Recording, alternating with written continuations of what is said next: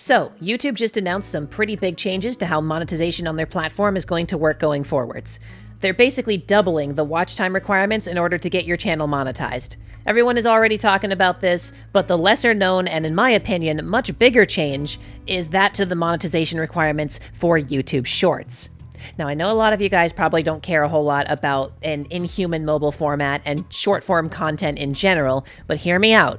This is actually a really bad thing. So previously, YouTube Shorts worked a lot like regular videos in terms of monetization.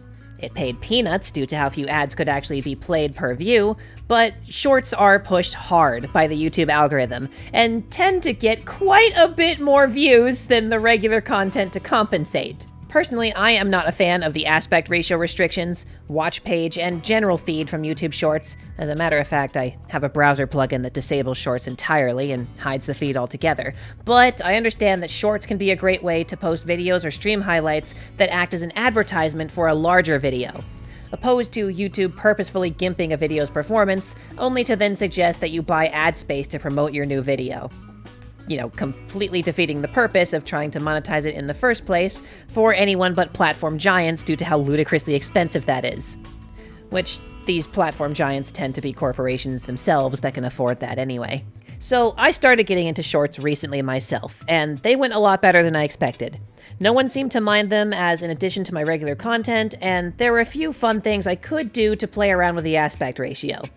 Other platforms like TikTok or Instagram for branching my channel out were not even an option due to their insane policies on collecting private data and scraping that and your content for generative AI training. So while I still don't care for YouTube Shorts, they were a great way to reach a new audience and gain some new subscribers.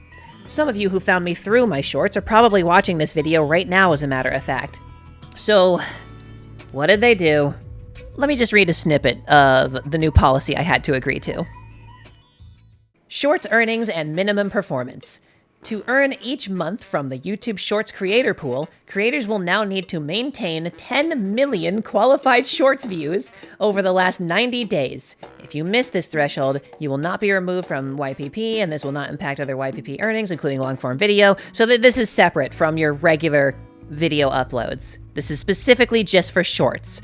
But, specifically, just for these Shorts, 10 million views every 90 days, or they just straight up don't pay you. So what happens to all of that revenue that you generated? Like if you got 9.6 million views, you just missed it in those 90 days. What happens to all that revenue you generated? YouTube keeps it for themselves. You get nothing. You lose. Good day, sir. But it's also deceptive, because this isn't actually 10 million views. As in, there's 10 million watches on the video. No. It actually has to be engaged views.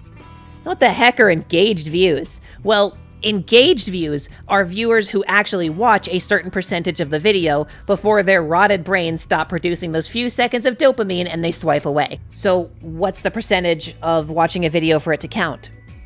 I don't know. They never said. But I do know that skipping through a video, watching a video on a higher speed, being tabbed out of the window, or rewatching the video after an initial first viewing can all stop the view from being counted as engaged. But it's not like it's consistent either. So, I don't know, but I do know the percentage of how often this affects videos. Typically, engaged views make up around 46% to 54% of the total views on a video. Now, this can vary wildly from channel to channel or even video to video, but typically, only about half of your views actually count as engaged. So, no, it's realistically not 10 million views. It's 20 million views. Even large creators that I watch are not able to keep up with these insane new requirements, and everyone's pulling out of making Shorts. And if you think that's a good thing, remember what happened to small creators with regular content. YouTube became a platform of corporations and content farms. Realize that the only channels that will be able to keep up with these new standards are AI bots and slop farms. As if those aren't the same thing. YouTube is not about to get rid of Shorts. Shorts are here to stay. But they're about to be completely overrun, totally enslopified. Not just because the dead internet theory is no longer a theory, but a proven phenomenon, but because the real Shorts creators are all abandoning Shorts in general. And I'm gonna join them. Editing in such a restrictive aspect ratio is really annoying most of the time. It can be a fun challenge to do creative editing with some of them, but that means it takes a lot more time and effort than a regular upload, despite the fact that it's like a minute or so long, if even that. So it's work harder for literally no pay? Well, no, there is pay. We are working for free and giving all of that generated revenue to Google. Yeah, no one's gonna put up with that.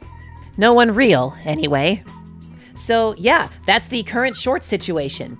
What are your thoughts on this? Seriously, make your voices heard in that comment section, on social media, make your own response videos to YouTube's changes. Just get that out there. It's just if you make your own response video, just make sure to not upload it as a short. And I will see you again in the next video, which is going to be in widescreen. Peace.